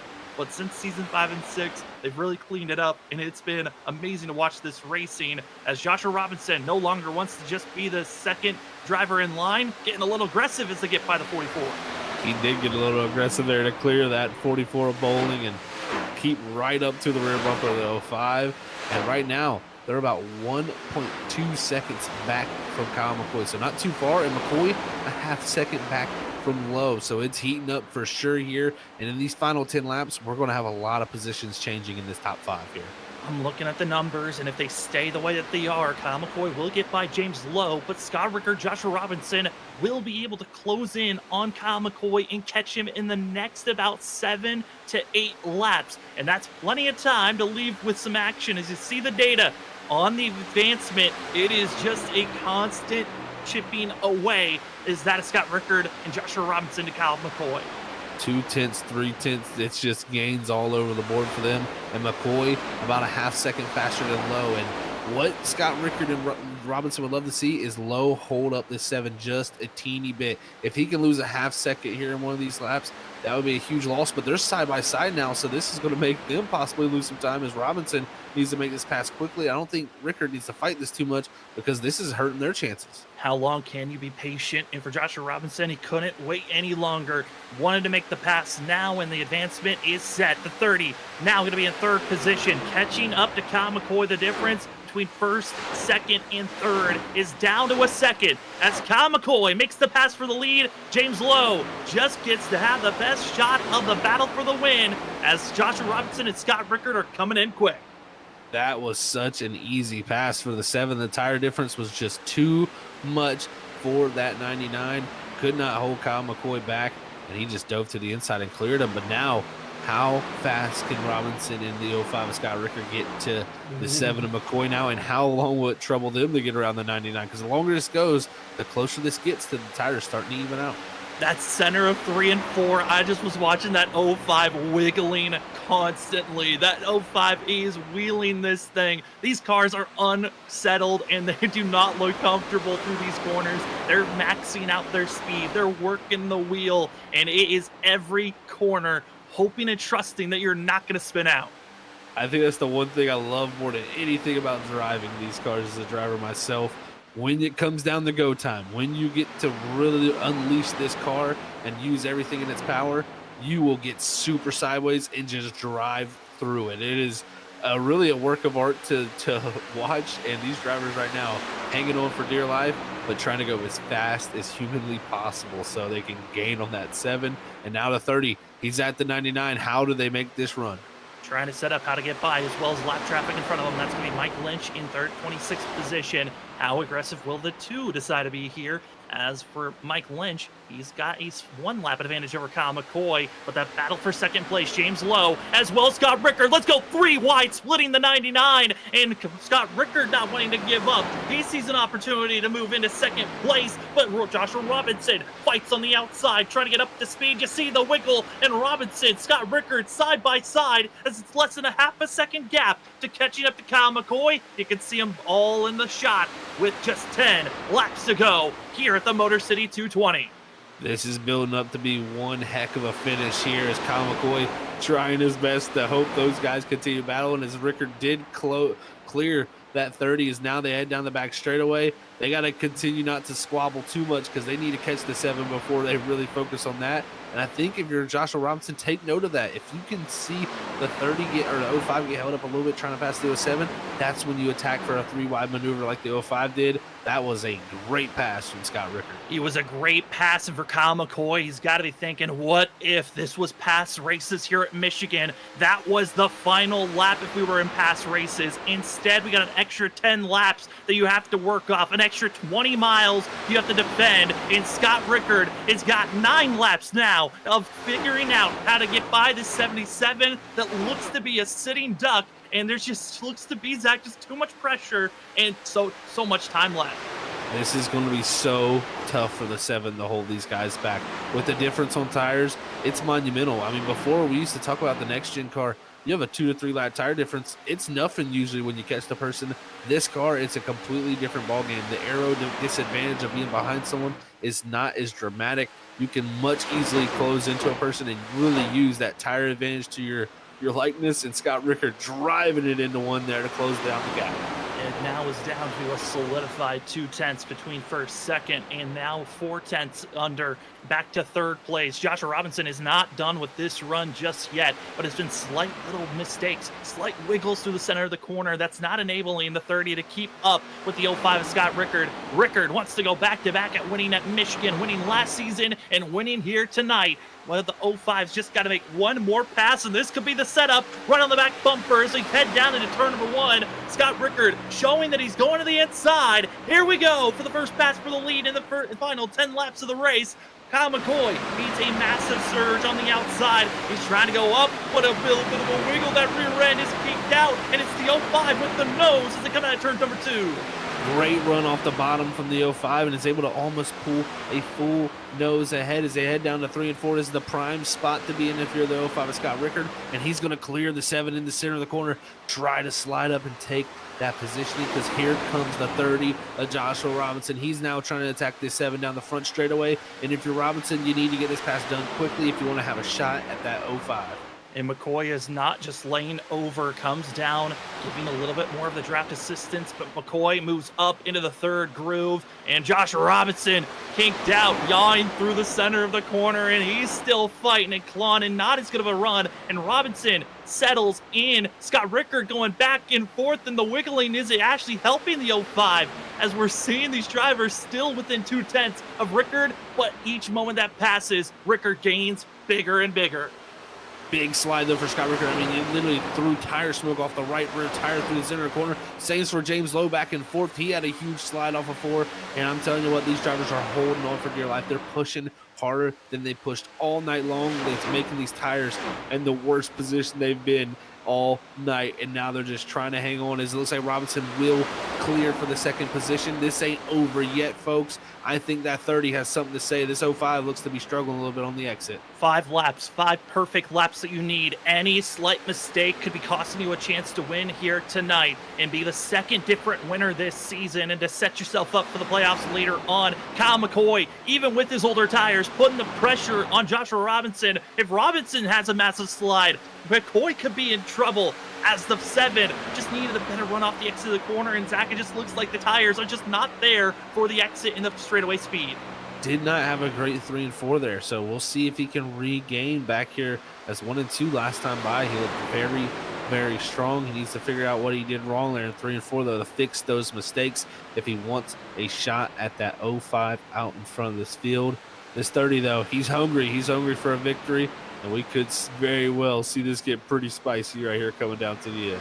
We're seeing the cream certainly rise to the top. The top 5, drivers are the fastest on track. And once again, another massive wiggle by the 30 machine. 4, make it 3 laps to go here tonight. These extra 10 laps that this league decided to put on. Stars and Stripes, I gotta say, that was a good choice, because it has been intense to see how are these tires gonna hold up. And what's crazy, Zach, is it's because of the aggression level, we're seeing drivers, like you said, maxing out the tires to the fullest potential, and Scott Rickard is not able to fully leave, and yellow flag strikes. We're going to overtime. What a change of events here, folks. This is wild. I think George Kovacic and James McRae come together, lap car into a lead lap car, and what a wild scenario this has put us in. I don't even know if they have an extra set of tires left, Sam, and the question is, would you even want to put them on? They do have an extra set, but on top of that, you only have 1 green, white, checkered overtime attempt opportunity. So if you're going to come in, the leader is in the worst spot. I think everyone's got to do the opposite of the leader at this time, Because if anyone from our top 5 stay out, they are sitting duck. I mean, the only opportunity that you have of coming into pit road and not catching up to the leader is if you're back in 15th, maybe. But here's what brought out the caution. 3 laps to go, and it's the 17 of James McRae on the lead lap, trying to make the pass on the lap down car, throws it into the corner, and also seeing a lot of sliding from both drivers. As we take a closer look, you're just seeing the 1765 come up into the same seam, weren't clear, clipped, and there they go. Oh, such a tough break there for both of those drivers. Kovacic just kind of holding his line. The 17 trying to clear a lap car and get out, clear of them, and just tough breaks. But I will tell you what's also crazy. We've had some split strategy go down, and there is a lot of drivers on pit road. 4th on back. Kyle McCoy leads the charge of drivers into pit road, and I love this call because everyone practically behind him followed in the same set. There's a few drivers, though, deep in the field that decide to stay out. They have to. That is for their best finishes they could ask for, and there's actually a lot of drivers staying out. Zach, top 8 drivers all staying out, but if this race stays green, I don't see 8 drivers holding off Kyle McCoy. I was about to say, Sam, we better hold our breath because this is going to be wild, because literally, I mean, right before we had that yellow, these guys were running like 40.2s, 40.5s. We're going to see these other drivers running 38.4s, 38.5s on the start of this run. Man, we're going to see upwards of 2 seconds of difference in tires here. This could get a little bit ugly. I mean, if you're Scott Rickard, I think you got to hope for a yellow flag, because I just don't see a way with how wide this track is that someone doesn't find a gap on those new tires and just sell by everybody. Yeah, this is going to be an interesting restart for these drivers. Again, this is the final restart of the night. This is only one attempt at overtime, which means when we go green, there are going to be 2 laps to go in this race. If we get a caution under that first lap, this race will be finished under yellow. But if we find ourselves getting to the white flag, it is then gloves off. Whoever can finish and cross the line first gets the win. And with that pressure mounting up old tires compared to the new, this is going to be one of the most, basically it's a powder cake ready to explode at this point, Zach, of who's going to make it through the mess. You're exactly right, Sam. This is going to be a messy scenario. When you got this big of a tire delta and just really it coming down to the end of this race, everybody willing to risk it, we're gonna get quite the finish here. I feel for Scott Rickard and Joshua Robinson. More or less, I feel for the guys that are behind really Scott Rickard, because Scott Rickard's gonna be able to time this and get a pretty good takeoff. Can't have too much wheel spin here. You need to get a decent gap here, because I think quickly Kyle McCoy, who's in 9th, and June White back in 10th, Kyle Bowling in 11th. Those drivers are gonna be looking to make quick maneuvers through the field. This is going to be a wild scenario to have play out right in front of our eyes. But guess what? This is what green white checkers are for. It's overtime, and these drivers are going to risk it for everything. And Zach, there is a big question mark. Yes, we've got the tire disadvantage for those in the top 8, but one of the top 8 drivers got damage under pacing. Nate Lynch made an evasive maneuver while drivers were coming into pit road and completely threw the 25 into the outside wall. He's dealing with massive damage. Second car on the outside. So watch out for that outside lane. Could be an extreme slow vehicle compared to even those on old tires. This is it. Ladies and gentlemen, the final restart of the night. Hopefully you've been enjoying the Motor City 220 at Michigan, the Stars and Stripes Racing League. We're going to hopefully maybe see a new winner of the season. Ross Tatum won the first 2. And up front, it's Scott Rickard, Joshua Robinson, the top 8. Old tires, June White, Kyle McCoy are the ones with the freshest. Back in that row number 5, huge checkup. Drivers wheel spinning all around as we're back to green flag racing here tonight.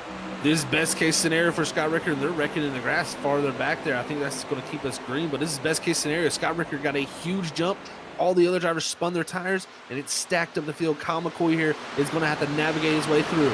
He's going to have to navigate his way through, but he's not the first driver with fresh rubber. That's June White, who's going to be stuck in the thick of things, trying to use the draft, maximize any way to go forward. He's stuck in the middle. The 09 is the one that has to make the move to catch up to Scott Rickard, but Rickard so far ahead. Those old tires first move are going to be massive here, but who can maximize their speed? Because right now, we're going to go with the stack 4 wide back for 5th place as it's a white flag out in the air. We stay green. Zach, this is it, the freaky fast white flag.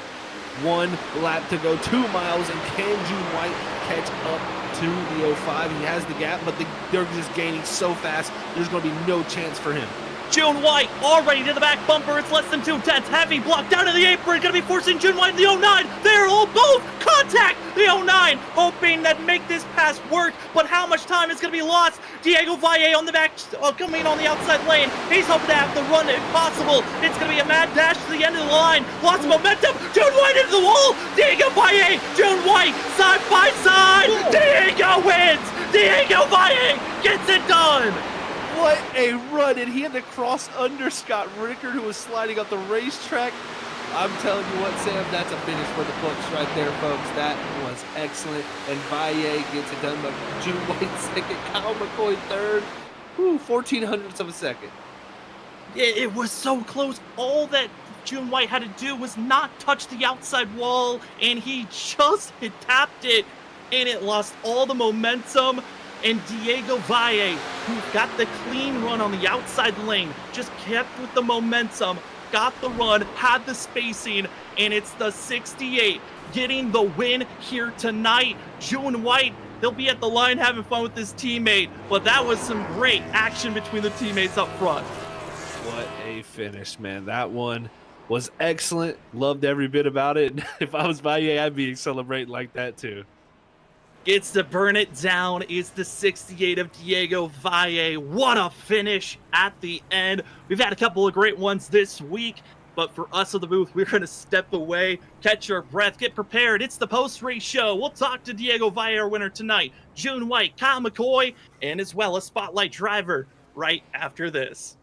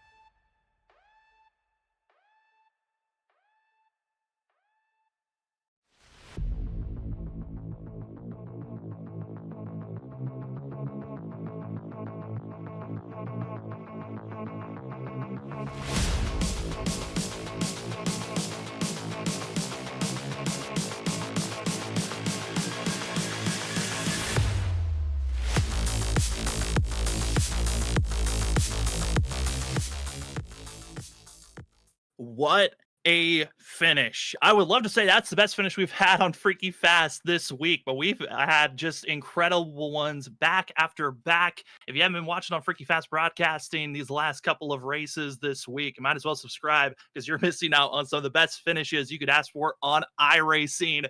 Man, welcome to the post-race show. It's the Stars and Stripes Racing League Race 3 post-race show of the Motor City 220 and getting the pass done. Last corner, last time you can. Sorry, Diego, for pulling you away. I bet everyone's cheering you on. What a run there at the end. Man, how are you feeling getting the win? We're coming right at the line. I'm feeling ecstatic right now. I still don't really believe that I got that run off the corner. I favored the high side all early run, and I mean, you can see why it worked out there. Special shout out to June. June would have had that race won if not for me. I'm ecstatic. I mean, I would be too. It is a wild time to just go that at the end there. You saw all the drivers on old tires. You saw a major amount of you guys coming in for fresh rubber. How was it mentality wise at that start when you knew you had to pass so many drivers just to have an opportunity for the win there? Well, you just gotta hope the guy in front of you gets a decent enough start, and then put yourself in a good position. I was lucky enough that June got a good start. Everyone on the outside line got a good start, so I was just able to rip the top and make some moves there. But yeah, just putting myself in the right places at the right times and keeping myself in it.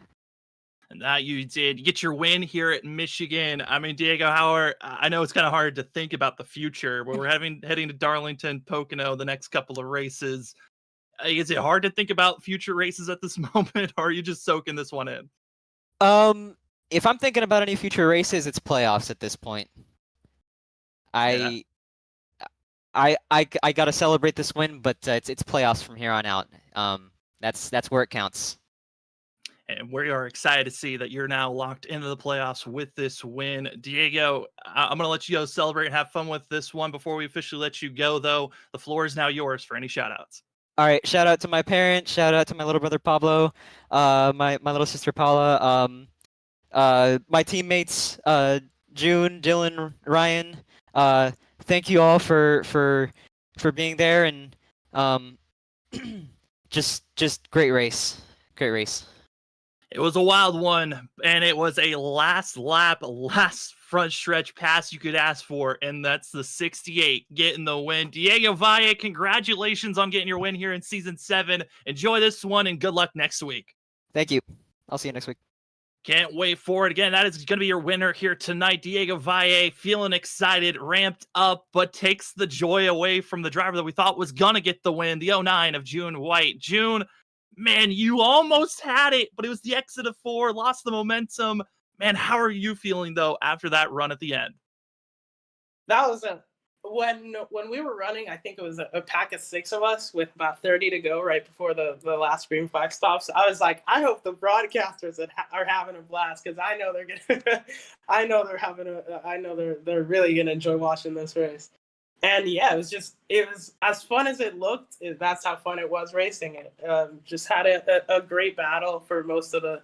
First, it was the green flag strategy when we were trying to 2-stop it to the end. Then we had a caution that interrupted that. Then it was trying to get the track position back because we were caught back in 15th, and then we got that and weren't quite fast enough to make it to the win. But then that last caution came out, and it was all chaos.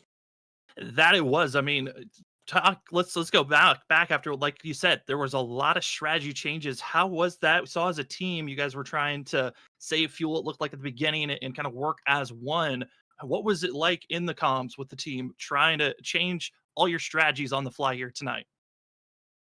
Oh, it was just it starts in the practice sessions, when you're seeing how long you can go on a tank of gas. You can see maybe 31, 32, and I initially I didn't think the 2-stop was the best call, but I did a full fuel run under practice and said, hey, maybe this could work. And I think it would have probably. I think it would have been between maybe Diego, me, and Tatum, I think, there at the end.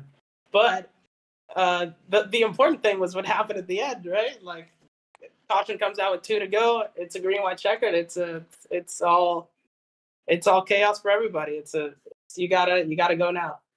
That you certainly had to. In June, we're going to go to that moment. You were the first driver on the freshest tires to make the move. What was your mind thinking coming out of 2, had the run, and Scott's putting the biggest block he could ask for on you?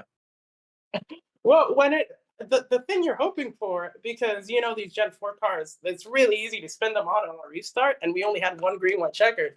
So the thing I was hoping for was just no, and there's a rule in this league that you can't go 3 wide until the backstretch.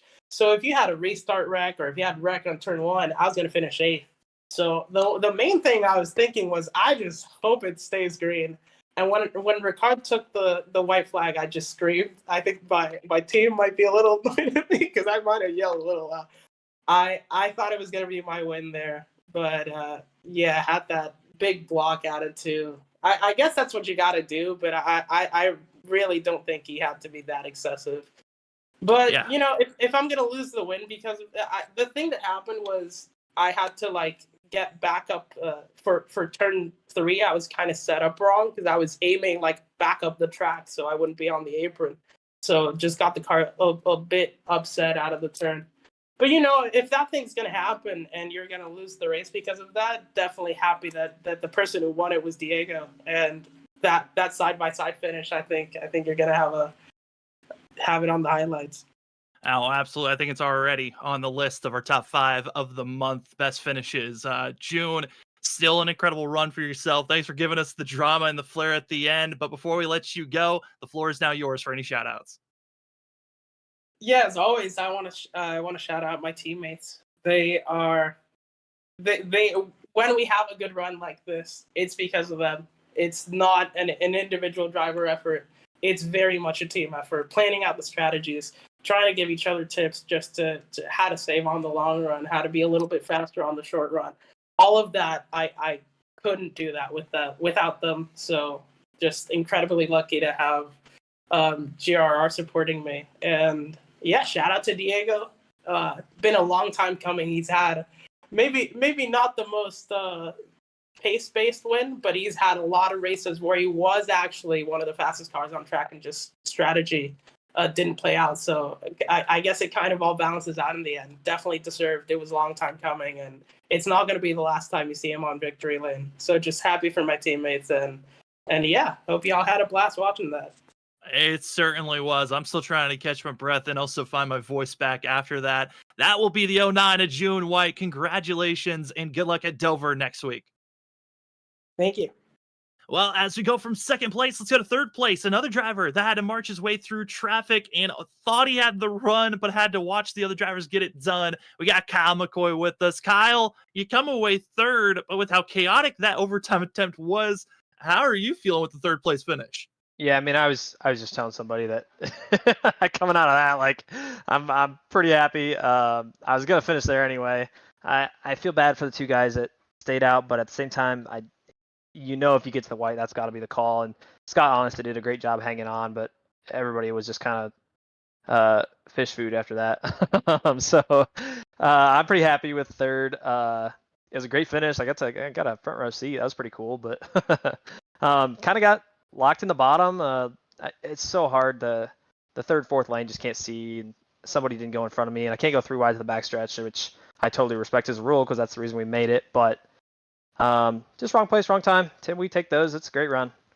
Yeah, third place, still a fabulous run. We saw you being up front for the majority of this race. We got to talk to June about his change in mentalities of the timing of the cautions. It really seemed like every caution kind of changed up everyone's thoughts on how the end of the race was going to go. How was it for yourself and your team kind of talking about those strategies being changed throughout this race? Yeah, I mean, we were saving the fuel the whole time, right? I would start every run trying to save. Scott and Kyle Bowling would just go out and leave us in the dust, and I'd try to keep up, and then all of a sudden I was way too short on gas. So yeah, every caution was kind of a shift, but I was clutching the whole time, just trying to make sure we had enough gas in it for the end, right? It's fun with these long races. You get to have a little strategy in there.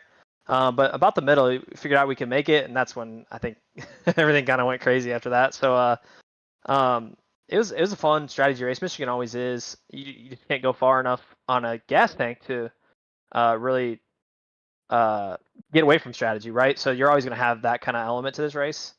I I felt like I had the right call. If Scott and Josh hadn't gotten together and pushed their way all the way up to me, and those guys are too smart for this.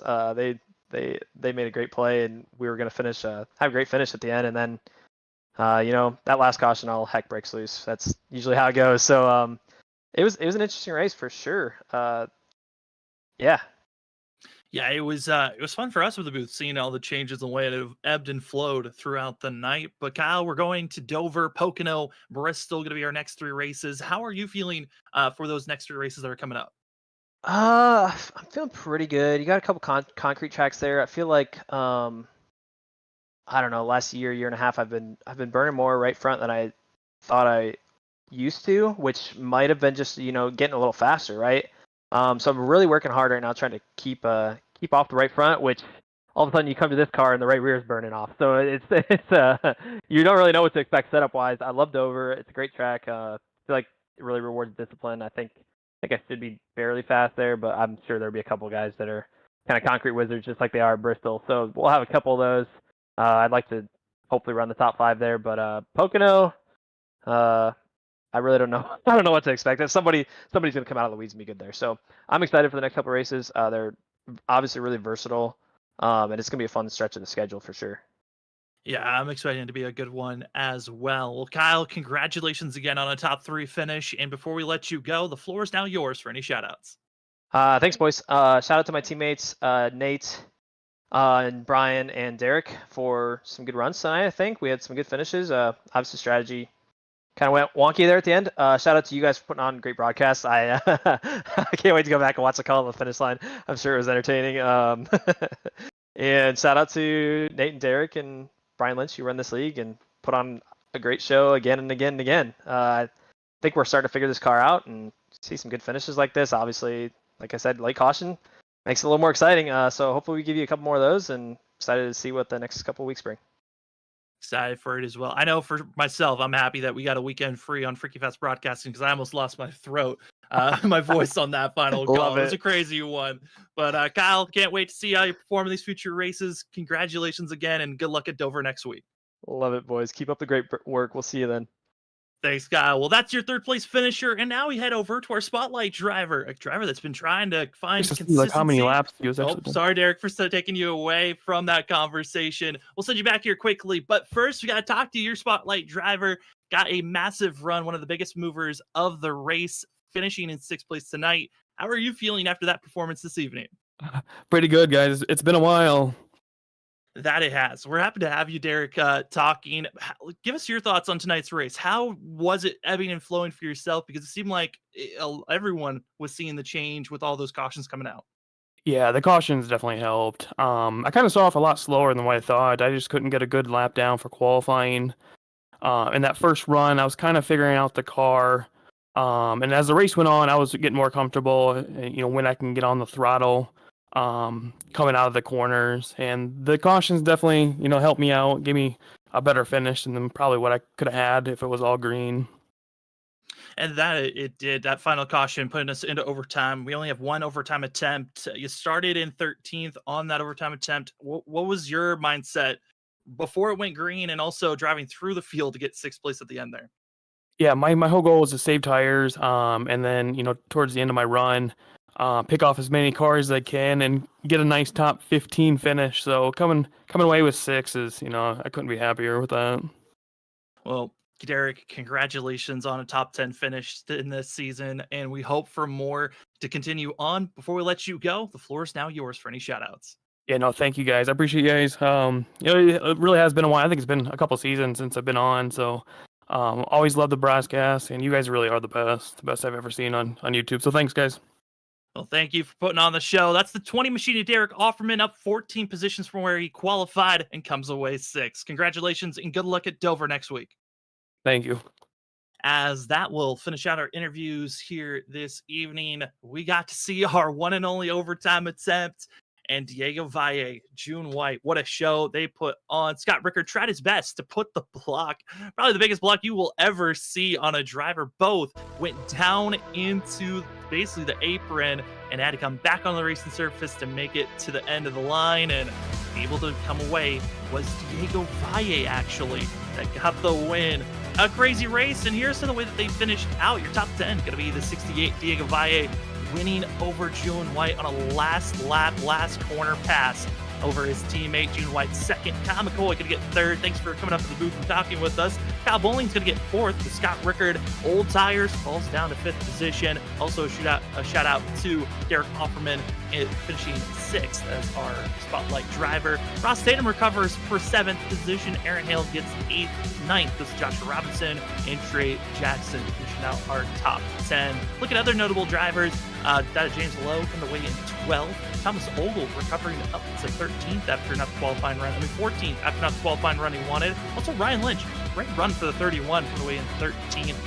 Chris Worrell, internet connections really hurt 6th tonight, but he'll come away with a top 15 run. But you look even deeper, 22nd position, Brandon Pierce, 38 machine, really was one of our top contenders, but caught up in some late issues that forced him to come with a bad finish. Other drivers, Andrew Hess, the championship curse seems to be striking the 54. He's hoping to get into victory lane here soon. We'll see if he can get it done in the next couple of weeks. Will Bustler in that of 28th, and all the way down, Jason Gratton. We're hoping that he can get his system figured out because his qualifying didn't go the way that he wanted, nor the start of the race. 35 drivers in total got to run here tonight, and what a finish at the end. Big shout out to Zach Hall for joining me up in the booth. He had to step away and go to a race that he's got to get prepared for.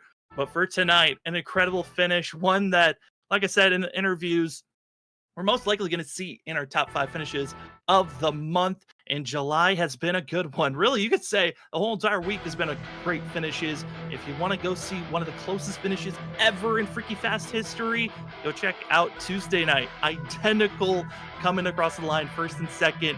Even SDK, iRacing, they couldn't figure out who won that one. And it was just as good as tonight's finish. But for us here at Freaky Fast Broadcasting, we will not be broadcasting this weekend. Next time that we'll be live is going to be Monday night. So if you haven't subscribed, you might as well do that and hit the bell notification just to get yourself a reminder of when we're live or when our next content piece is going to be up of a podcast. Also, that of our top 5 finishes. If you have, again, also like and share the videos. It helps us out here in the broadcast booth at Freaky Fast Broadcasting, but also helps out the drivers themselves. Helps them get notified, and it helps the leagues to get even more sponsors than what they already have. Stars and Stripes, their major sponsors, going to be that of ButtKicker and Next Level Racing. Thank you for helping out. But for tonight, for myself, Sam Dyer, and for Robin Warrior Jr. and Zach Hall and everyone else at Freaky Fast Broadcasting, thank you so much for joining with us. What a finish that was. Diego Valle getting the win, and we can't wait for our next Freaky Fast broadcast. That'll be Monday night, ISRC Truck Series. We'll see you on that night, but we'll see you then. Have a great rest of your night. We'll see you on our next Freaky Fast broadcast.